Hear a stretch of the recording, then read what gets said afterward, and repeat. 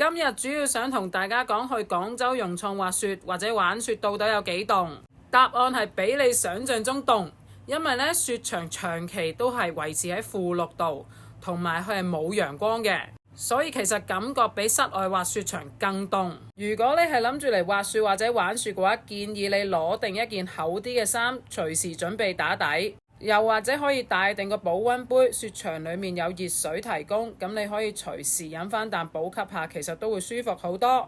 跟住就會俾你睇下我入去滑雪嘅時候到底着幾多衫。而家我有一件底層，跟住一件 T-shirt。